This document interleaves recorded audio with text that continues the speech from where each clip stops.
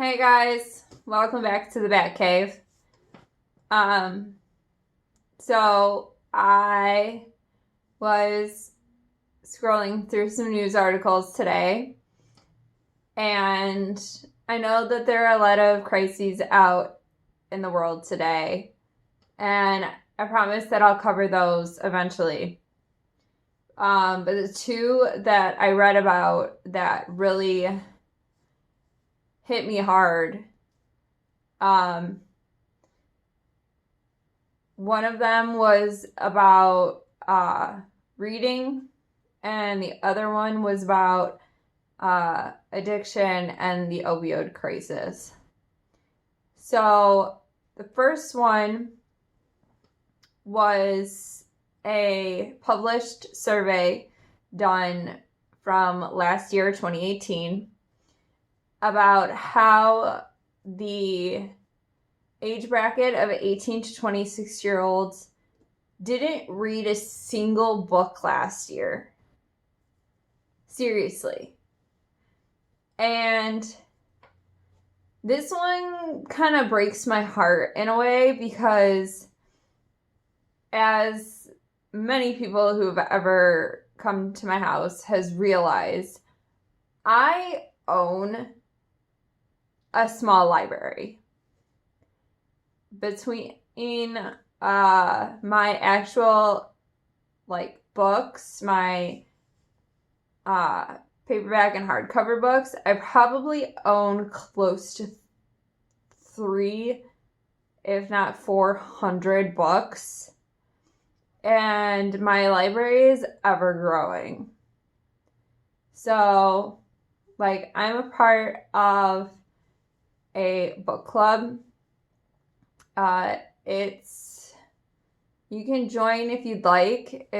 You just go to bookofthemonth.com and sign up. It's about $15 a month. And for the $15 a month, you get one book. Now, I've done this in the past where I don't pick a book for the month because maybe I've picked something else up from Barnes & Noble. And so I just won't pick that book for the month, but you still get the credit for it. So, this month, I am going to be reading a different book. So I skipped October. So when I go back in November, I can pick my book. There's 4 or 5 selections that you get to pick for the month. And then I'll have another book from October to pick through. And that could be any book in their library. So that's pretty cool. So I can get 2 books in November instead of getting 1 book that I probably won't read until November. But the reason that this astounds me is that libraries are a thing. And they weren't just talking about the hard copy books. They were also talking about electronic readers and audiobooks as well. So this 8-year age gap hadn't read anything or even listened to a complete book. And now they did say there was a gap between society classes, how people who are more affluent, they actually read three books in that year. But it shouldn't be about money, because your local library has such an amazing collection, and if there's something you want to read, I know personally my library will buy the book for you, and then you can check it out. I mean, I still go to my local library for research material and stuff like that. I'm not going to buy my research material for school, but I have the option of going to the library and paying nothing to check out this book. And when I was younger, when I didn't have a job, I would go to my local library and I would pick up the latest Harry Potter book, or a few of my friends were into Lord of the Rings at the time. Like, there's just so many options for you out there. So, I mean, hey, if you ever need a suggestion in a certain like genre, hit me up, let me know. Like the last book that I finished this year, sorry I'm reaching, was Milk and Honey. Now this page count says that it's about 200 pages, but there are some pages where it looks like this. Maybe there's like a few lines on each page. I finished this book in a day, and in one, like, not even like a sitting. And I mean, I will let you know that there are some things in this book that might be a little traumatizing, flashbacks, triggers. I know it did for me. But here, I'll read you about the book. It says, Milk and Honey is a collection of poetry about love, loss, trauma, abuse, healing, and femininity. It is split into 4 chapters. Each chapter serves a different purpose, deals with a different pain, heals a different heartache. Milk and Honey takes readers through a journey of the most bitter moments in life and finds sweetness in them, because there is sweetness everywhere if you are just willing to look. Like, that's amazing. Check it out. Doesn't matter what gender you are. This is an amazing book. And I bet you if you took all of the words and like pushed them onto one page, this book would probably be about 100 pages. Seriously. And so I'm watching a series. It's based on Starz series. It's called Outlander. And their 5th season is coming out in February. I'm reaching again. So because I'm impatient and I want to know what might be going on in the next season, because it's based off of each season is based off of a different book in the series. So I'm kind of hoping that they go through season 8, because season 8 is the last book of the series. But this one is The Fiery Cross. And yes, I will say it does look intimidating. There is about 980 pages in this. But for me, I read about 100 pages a day, so I can knock this out in less than a month. If I want to. So yeah. That, it boggles me that people of that age bracket aren't reading. It's as mind-boggling as the next crises I want to talk about, which is addiction and the opioid epidemic. So the reason that this plagues me so much is because in my generation and even the younger generations, heroin addiction is becoming one of the leading causes of death of people under the age of 30. And I'm truly connected to this because I have so many people in my life that I've known who have been addicts at some point in their life of different means, whether it be alcoholism, like prescription medication, heroin, crack, things like that. And it breaks my heart. Breaks my heart what these people are dealing with, what their families are going through, how it's affecting everyone that they love and the people around them. Like, it breaks my heart. And the article that I read is that they are questioning and may have found the supply source of the fentanyl-laced heroin that Mac Miller used in order to, or that caused him to OD and die. Now, I've never been a Mac Miller fan. I don't really listen to that genre of music. It's not my cup of tea. But, so I have no opinion on Mac Miller himself, living or deceased, music or otherwise. I have no bias on that. My problem is that recently as well, don't know what state, but there was a city that experienced at least 10 fentanyl-related overdoses in a single day. Why are we not trying to find that source? Because they're everyday people? Because we don't give a fuck about them? Because they're just, in your opinion, junkies? They're not human beings? I'm sorry, but that's a problem to me.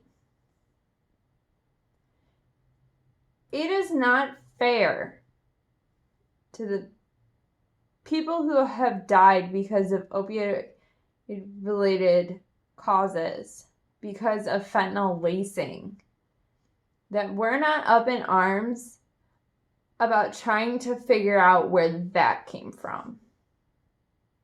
And just because this specific human, Mac Miller, was famous and in the public eye, even though he was an outspoken addict, police are trying to find the source of his fentanyl-related death.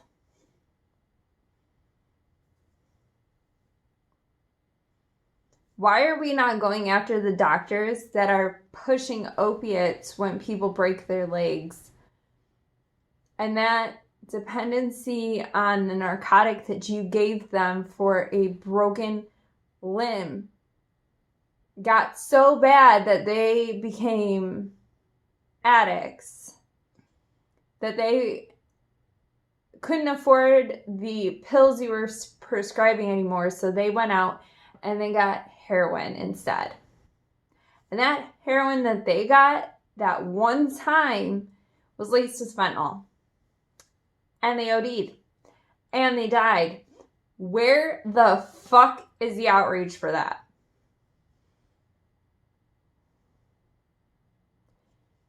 I knew a kid. He was a little bit older than I am. He was at the time. I met him in the town I live in. He was in Narcotics Anonymous. He had been clean and sober for just under a year, and he was working through his 12 steps. And I thought that was awesome. Here's a kid who has turned his life around, who has a job, who is sober. He's working through this program. It's very admirable of him. And he gets to a step of amends, which is one of the hardest steps that I know of, because you have to confront your inner demons and the things that you've done in the past that have wronged people. And so he went home to do his amends and never came back. because it has been suspected that while he was in town where he used to do drugs, he went down there to make his amends to the people that he's hurt in his life. And something in his brain clicked and he relapsed, and that one-time relapse made him OD, and he never came back.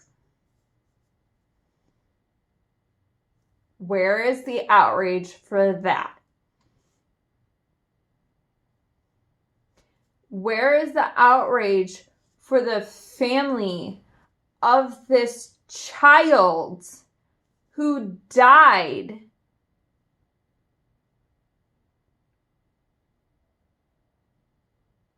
There wasn't any. Because he was just another average person. He was just another addict.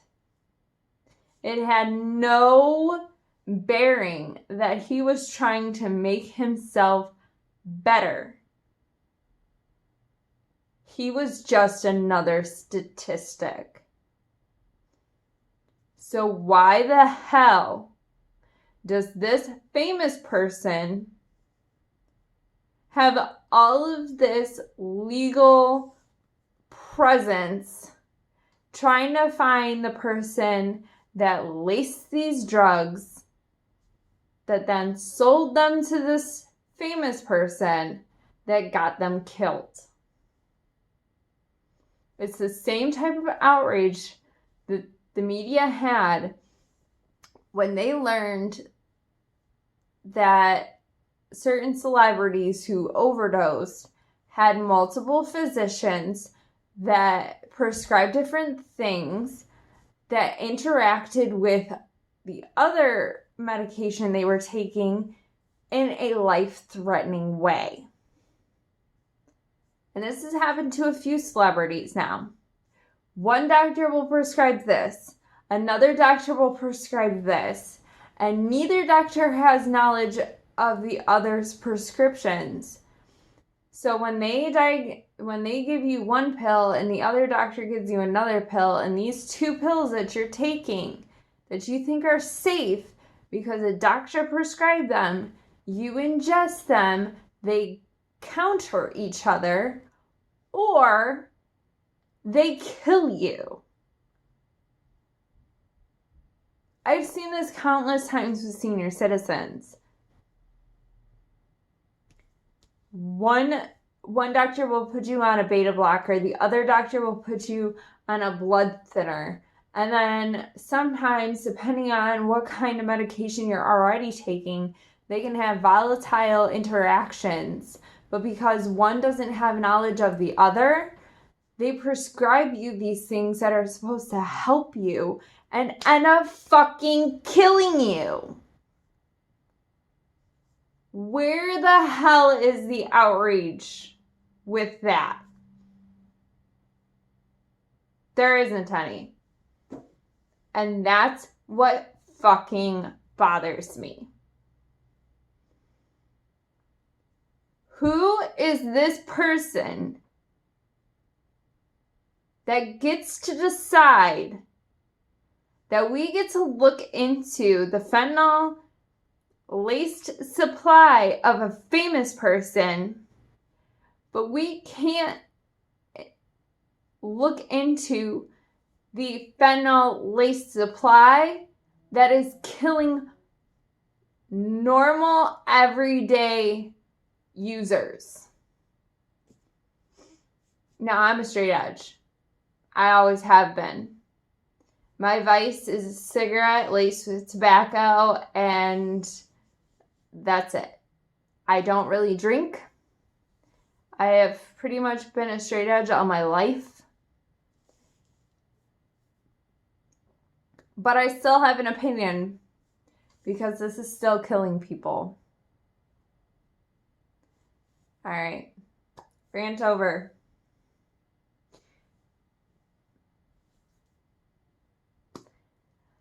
let me know what you think in the comments below. Let me know if there's other crises in this country that we need to talk about and discuss. Hit like if you'd like to see more videos, and make sure that you subscribe to this channel. Maybe even hit the bell to let you know that a new video has arrived. I have arrived.